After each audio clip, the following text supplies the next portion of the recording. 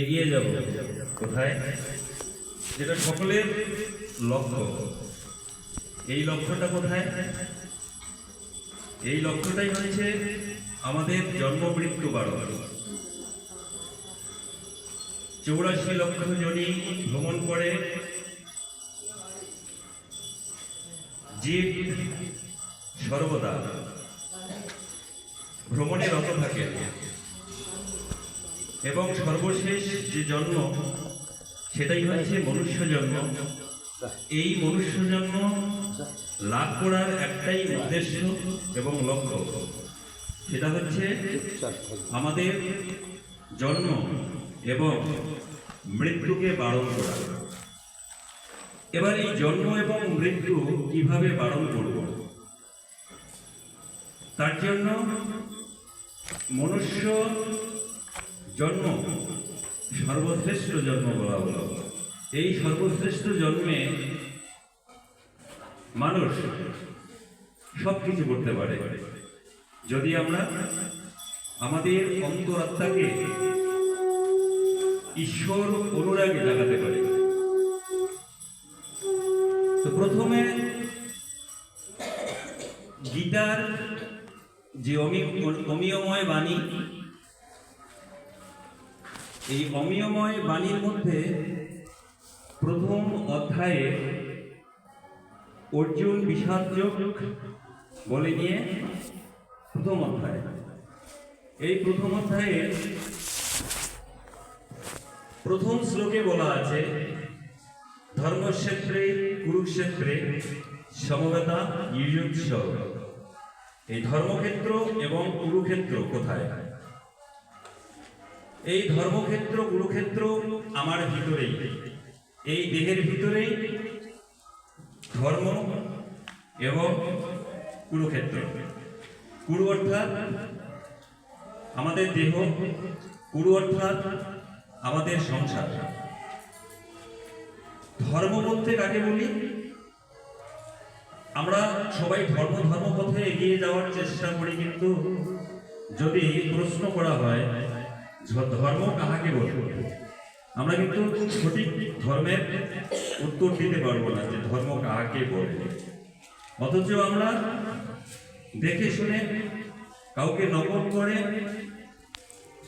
তাদের সঙ্গে মিলেমিশে ধর্ম করার চেষ্টা করি, তাতে কিন্তু অনেকটা লাভ হয় না আমাদের।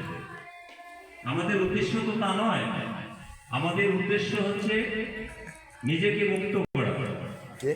মনুষ্য জীবনে যে মুক্তি, সেই মুক্তি একমাত্র আমাদের গীতা নামক গ্রন্থ তিনি দেখিয়েছেন, তিনি ইঙ্গিত করেছেন যে কিভাবে জীব মুক্ত হতে পারে। এবার অনেকে বলেন যে যারা ভক্ত তারা মুক্ত হতে চান না। ভক্ত কারা? নবেশ ধারণম সিদ্ধে কারণম ন চ তৎকথা ক্রিয়েব কারণম সিদ্ধে সত্য মেতন্ন ন সংশয়। এখানে বলছে যে বেশ ধারণ করলেই সিদ্ধিপ্রাপ্ত হওয়া যায় না, অর্থাৎ মুক্ত হওয়া যায় না। আবার বলছে যে এই সিদ্ধিপ্রাপ্তের কথা শাস্ত্র থেকে যদি আমরা বলি, সেটাও কিন্তু মুক্তির কারণ নয়। বলছে মুক্তির কারণ তাহলে কি? এখানে বলছে যে একমাত্র মুক্তির কারণ হচ্ছে ক্রিয়েব কারণম সিদ্ধে।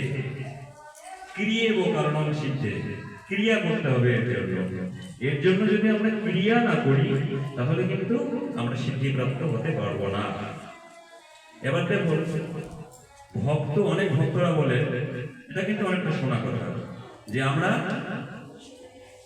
মুক্তি চাই না বা মুক্ত হতে চাই না। এবার মুক্ত বলতে কাকে মুক্ত বলা হচ্ছে? যিনি আমাদের শরীরের ভিতরে দশ ইন্দ্রিয় ষড়রিপুর তাড়নায় প্রতিনিয়ত দগ্ধ হচ্ছে, সেই ষড়রিপু এবং ইন্দ্রিয়গণকে বশীভূত করার নামই হচ্ছে মুক্ত। যদি আমরা ইন্দ্রিয় এবং রিপুগণকে দমন করতে না পারি, তাদেরকে বশীভূত করে আমার মতো করতে না পারি, তাহলে কিন্তু সেটা মুক্ত বলা যায় না। আর এই ষড়রিপু দশেন্দ্রিয় যদি শক্তিশালী থাকে, তাহলে কিন্তু আমরা ধর্মপথে এগিয়ে যেতে পারবো না। তাই ভক্ত হতে গেলে মুক্ত অবশ্যই হতে হবে, তাছাড়া কিন্তু আমরা ভক্ত হতে পারবো না। তো এই ভক্ত, এই জন্য গীতাতে বারবারই বলছিল ভগবান যে হে অর্জুন, তুমি নিয়ত আমাতে যুক্ত হও। আমাতে যদি যুক্ত হতে পারো, কিভাবে? ভক্তি বলে, ভক্তি বোধে যদি যুক্ত হতে পারো, তুমি অবশ্যই মুক্ত হতে পারবে। আর মুক্ত ছাড়া কিন্তু আমাদের উপায় নেই। আর এই মুক্তের যে ইঙ্গিত, যে সূত্র, সেই সূত্র গীতার মাঝেই আছে, অন্য শাস্ত্রের মধ্যে নেই। সুতরাং কলিযুগে আমাদের সর্বশ্রেষ্ঠ বন্ধু বলতে পারেন, সখা বলতে পারেন, পিতা বলতে পারেন, ঈশ্বর বলতে পারেন, এবং পবিত্র অনুময় গ্রন্থ বলতে পারেন, সেই হচ্ছে আমাদের শ্রীমদ্ ভগবদ্ গীতা। এবারে সামান্য একটু উদাহরণ দেই যে গীতা অরিজিনালি আমাদের কি শেখাচ্ছে। গীতা একদিকে কুটস্থ চৈতন্য রূপী যিনি, তিনি হচ্ছেন ভগবান শ্রীকৃষ্ণ বা সদ্গুরু। অন্যদিকে জীব ভাবাপন্ন অর্জুন। এই অর্জুন এবং ভগবান শ্রীকৃষ্ণের যে কথোপকথন, সেটাই হচ্ছে গীতা। তো এখানে জীব ভাবাপন্ন, আমরা জীবের মধ্যে আছি, কিন্তু আমরা জীবের মধ্যে আছি, তাই আমাদের যে ভাব, এই ভাবটা হচ্ছে জীবের। এবার জীবের মধ্যে আছে বলে আমাদের যে আত্মা, এই আত্মা ইন্দ্রিয় এবং রিপু সংযুক্ত, তাই এই আত্মাকে জীবাত্মা বলা হচ্ছে। চিৎ এবং অচিত উভয় যুক্ত এই আত্মা।